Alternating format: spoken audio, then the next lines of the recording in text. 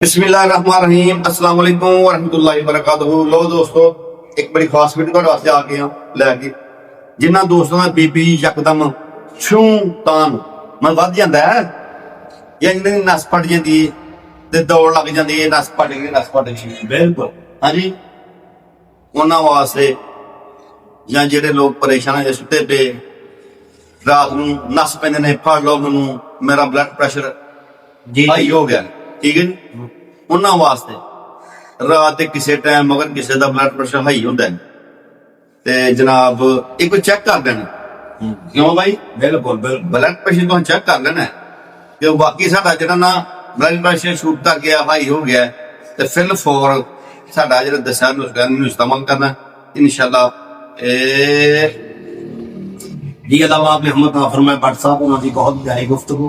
और एक बात तो हम ज़हन च रखनी है कि ये नुस्खा तुसी उस बंदे नूं ही दे सकते जे जिहदा बीपी 200 तो 10 भी हो जाता है, यानी कि तां शूट कर ये नुस्खा खाण तो ठीक 10 मिनट के अंदर उस बंदे नूं कुछ ना कुछ नमक वगैरह खाना पैंदा, यकदम बीपी सुटदा, यानी कि नीचे वाला 80 ते उतला 120 110 के दरम्यान इन्हें लै आना।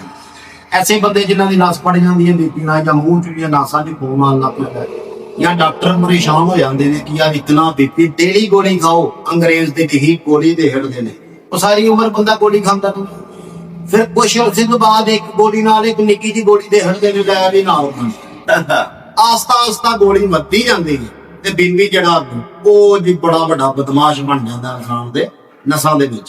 हाँ जी, अज दा नुस्खा सुन लो, ये नुस्खा मौला हुसैन दे सदके ने 11 बार दरूद पढ़ते हैं जी, अलहमदुलिल्लाह पढ़ के कैम कराया जी, 5 बंदियां नूं वीडियो शेयर कर दिया जी। मुहर्रम दे अंदर एक वीडियो तुहानूं इस वजह तो दित्ती है कि अज एक बंदा साडे को आया है, उन्हें आख्या कि बाबा जी तुसीं सन्यासी लोग जे दोवें वीर ते कोशिश करो सदका जारिया समझ के तकरीबन पाकिस्तान के अंदर 1,74,000 सालाना लोगों की मौत हो रही है सिर्फ बीपी की वजह से।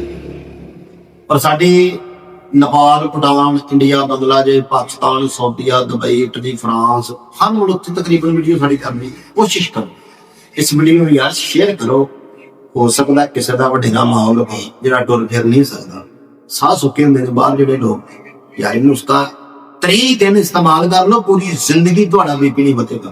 तो जे अर्जेंट को हकीम या तबीब या डॉक्टर बना के अपनी दुकान से लगे रखो, बंदा तड़पता हो बीपी 200 दवांगे, एक कैप्सूल बॉडी दे विच गले को थले 10 मिनट बाद चेक करे ठीक 110 115 120।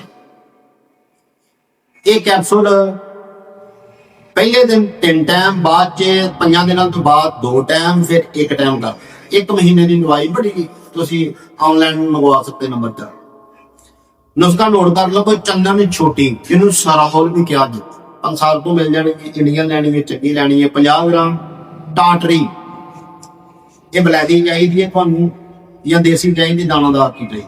टाटरी 5 ग्राम, काली मिर्च 20 ग्राम, इन्ना तो फैट पाउडर कि 3 तैवां कपड़े दी आउण तो विचों दी तुहां छानना इन्ना बरीक हो उसले के बाद ठोक के दोवां पासों 00 साइज का कैप्सूल 1000 mg का पानी 120 की 240 जे अगर बीपी हो गया तो 2 कैप्सूल दे दूं 10 मिनटां दे विच बीपी होगा अल्हम्दुलिल्लाह लैवल हो गया। क्या बात भी तू ऊपर आवा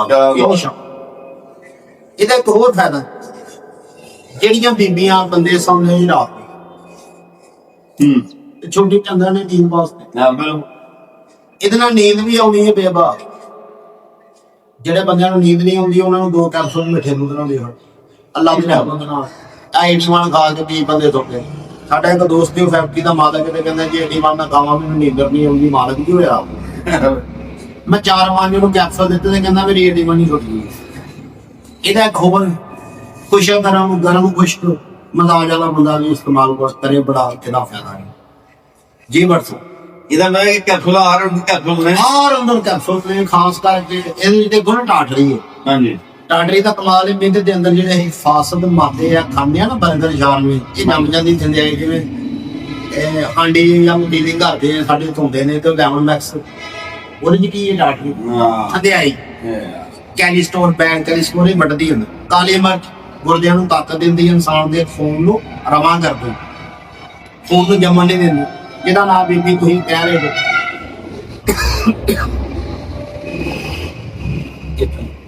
ਤਾਲੀ ਵਰਗ ਜਿਹਦੇ ਨਾਲ ਖੂਨ ਇਨਸਾਨ ਦਾ ਰਵਾਂਦਾ ਵਾ ਰਹਿੰਦਾ, ਜੰਮਣ ਨਹੀਂ ਦਿੰਦਾ। ਖੂਨ ਦੀਆਂ ਸ਼ਰਿਆਨਾਂ ਨੂੰ ਖੋਲਦਾ ਹੈ, ਸਮੂਥ ਕਰਦਾ ਹੈ। ਥੱਲੇ ਵਾਲਾ ਖੂਨ ਉੱਪਰ ਆ ਜੇ, ਥੱਲੇ ਨਾ ਜਾਏ ਤੇ ਥੱਲੇ ਵਾਲਾ ਘਟਦਾ ਹੈ ਜੀ, ਉੱਤੇ ਆ ਤੇਰਾ ਇਹ ਰੁੱਤੇ ਵਾਲਾ ਘਟਦਾ। ਬੀਬੀ ਇਹਦਾ ਨਾਂ ਹੀ ਹੈ ਚੰਦਨ। ਇਹਦਾ ਮਕਸਦ ਇਹ ਹੈ ਕਿ ਜਿਹੜਾ ਖੂਨ ਦੀਆਂ ਸ਼ਰਿਆਨਾਂ ਦੇ ਅੰਦਰ ਪ੍ਰੈਸ਼ਰ ਹੁੰਦਾ ਨਾ, ਇਹ ਉਹਨੂੰ ਸਲੋ ਕਰ ਦਿੰਦੀ ਹੈ।